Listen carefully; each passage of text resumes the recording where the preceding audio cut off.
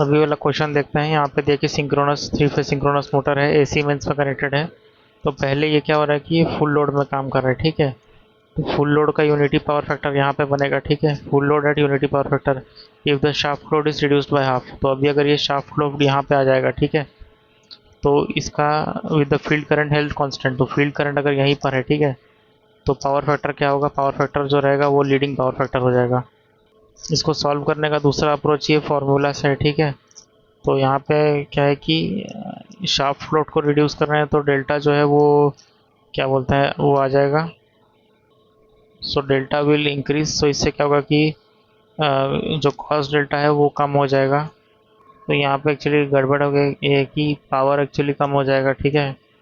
Shaft float को reduce कर रहे हैं, तो इससे क्या हो जाएगी, P is equal to E sine delta होता है, तो डेल्टा भी कम हो जाएगा। और साइन पता है हमको, sine delta is almost approximately equal delta, ठीक है। तो डेल्टा भी कम हो जाएगा, पर डेल्टा अगर कम हो रहा है तो क्या होगा कि कॉस डेल्टा बढ़ जाएगा, ठीक है।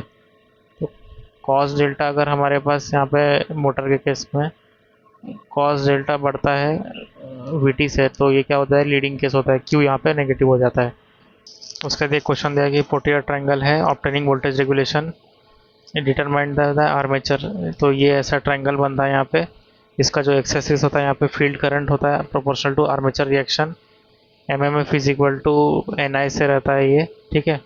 ये फील्ड करंट होता है आई एफ, और यहाँ पे क्या होता है कि आई ए इंटू एक्सएल होता है, ये वोल्टेज ड्रॉप देता है, ठीक है। ये क्वेश्चन दिया है थ्री फेज का सिंक्रोनस मोटर है, 12 वोल्ट, इतना इतना में चल रहा है, तो स्पीड ऑन टॉर्क बताना है। तो स्पीड इससे निकल जाएगा, और टॉर्क की लेगा कि P is equal to T into omega. P क्या हो जाएगा यहाँ पे, √3 V into V I cos phi, और टी इंटू 2 पाई इंटू 500/6। उसके बाद ये क्वेश्चन है कि हमारे को यहाँ पे सेकेंड हार्मोनिक कंपोनेंट दिया हुआ है, second harmonic component of P निकालना है वर्सेस लोड एंगल, ठीक है। एक्स क्यू और एक्स डी दिया, मतलब ये क्या होगा, सैलिएंट वॉल हो जाएगा, ठीक है।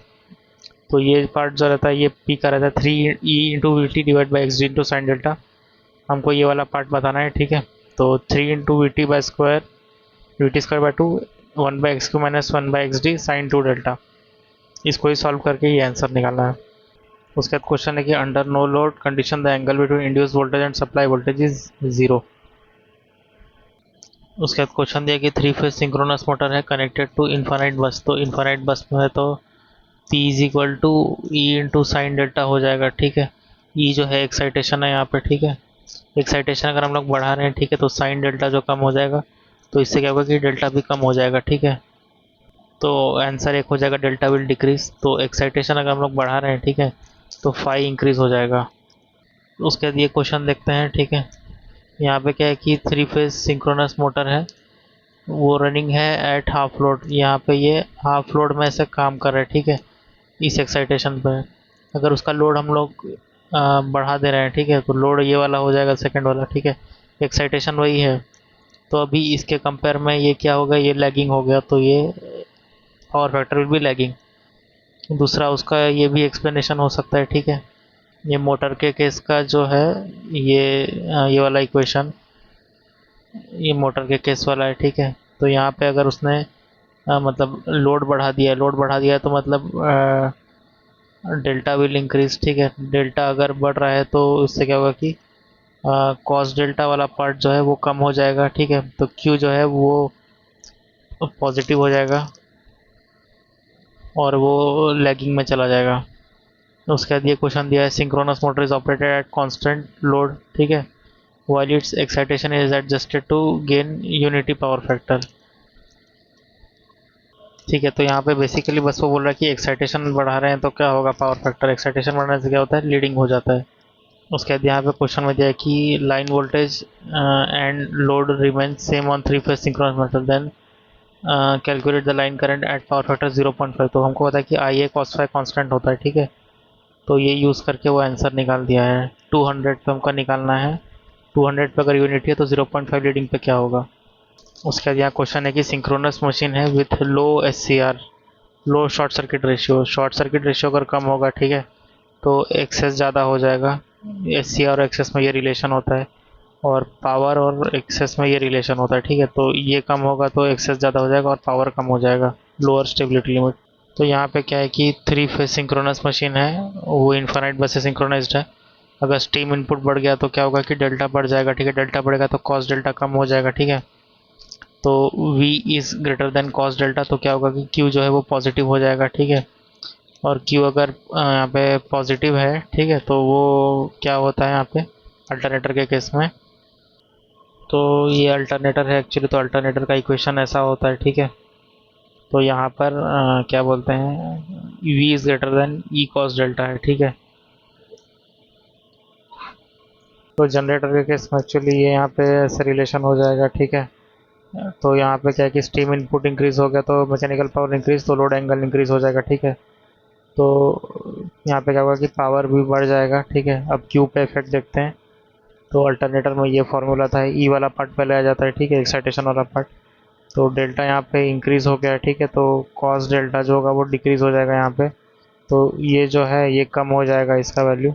सो Q will be less than zero. So negative Q का मतलब क्या होता है कि लैगिंग पावर फैक्टर। सॉरी, यहाँ पे करेक्शन है एक्चुअली, नेगेटिव क्यू का मतलब होता है यहाँ पे leading power factor, so it will be under excited. उसके बाद ये क्वेश्चन दिया है कि यहाँ पे consider the two components of synchronous reactance S X is equal to X A R plus X L होता है, ठीक है। तो इसमें कौन सा इफेक्ट होता है बाय मैग्नेटिक सैचुरेशन, तो ये वाला होता है, क्योंकि एक्सेल तो ये एयर गैप वाला लॉस होता है, ठीक है। एयर गैप सैचुरेट नहीं होता है, इट डू नॉट सैचुरेट, तो एक्स ए आर वाला ही पार्ट होगा, ओनली वन। उसके बाद ये क्वेश्चन दिया कि अगर हम लोग क्या करेंगे कि लोड बढ़ा देंगे on synchronous motor with normal excitation तो क्या होगा, ठीक है।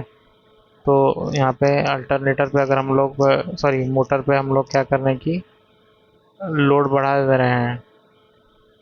तो मोटर में अगर हम लोग लोड बढ़ा दे रहे हैं तो क्या होगा कि वो इसका पावर फैक्टर कम हो जाएगा, ठीक है, decrease in the power factor.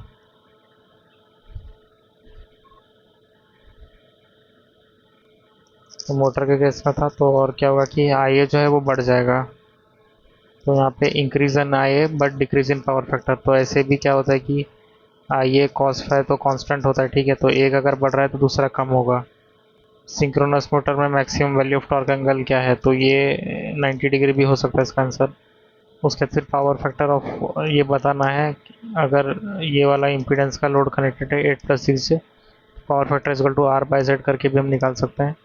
उसके बाद क्वेश्चन दिया है कि air gap flux of alternator है, तो वो थर्ड हार्मोनिक कंपोनेंट है along with fundamental. If the coils are short pitched by an angle alpha for fundamental, then the pitch factor क्या है, तो पिच फैक्टर हमको पता है कि cos n अल्फा बाय 2 होता है, ठीक है। तो n की जगह पे 3 डालना है, ठीक है। अगर थर्ड कंपोनेंट को सप्रेस करना है तो क्या होगा, alpha is equal to 180 by n 60 degree. एक क्वेश्चन में दिया है कि अगर हम लोग एक सिंक्रोनस जनरेटर है जो ट्रांसमिशन लाइन को दे रहा है, कैपेसिटर ऐड कर रहे हैं तो मिडल में, तो स्टेबिलिटी लिमिट क्या होगा, तो ये क्या होगा एक्सएल माइनस एक्सी हो जाएगा। तो ये कम हो जाएगा तो ये इंक्रीज लिमिट हो जाएगा। उसके बाद ये क्वेश्चन दिया है कि यहाँ पे हमको magnitude of internal voltage drop निकालना है। वोल्टेज ड्रॉप का फॉर्मूला क्या है, I into Z S at current 200। तो आई ए क्या है 200 हो गया। अब हमको जेड एस निकालना है। Z S is equal to V O C by I S C, ठीक है। जो ओपन टर्मिनल वोल्टेज है वो 200 वोल्ट हो गया, वो यहाँ पे हो जाएगा, ठीक है। और फिर शॉर्ट सर्किट करंट कितना है यहाँ पे 400 एम्पियर का है। 220 एम्पियर या क्या फील्ड एक्साइटेशन पर हमको आर्मेचर करंट निकालना रहता है, शॉर्ट सर्किट 400 इधर आ जाएगा। तो ये 5 हो गया, तो ये निकालने से 1000 वोल्ट ड्रॉप होगा। उसके बाद क्वेश्चन दिया कि इलेक्ट्रिकल डिग्री निकालना है in one revolution of a 6 pole. तो theta is equal to p/2 theta m से निकल जाएगा, ठीक है। उसके बाद अगर हमको एलिमिनेट करना है फिफ्थ हार्मोनिक वोल्टेज, ठीक है, तो ये कैसे होगा, तो हमको पता है कि alpha is equal to 180 divided by n, पहले जो फार्मूला दिख चुका है। तो इसका आंसर क्या होगा 36 डिग्री। उसके बाद क्वेश्चन दिया कि पर यूनिट सिंक्रोनस रिएक्टेंस इतना है, ठीक है, तो SCR निकालना है। ये दोनों का इन्वर्स होता है तो ऐसे निकल जाएगा।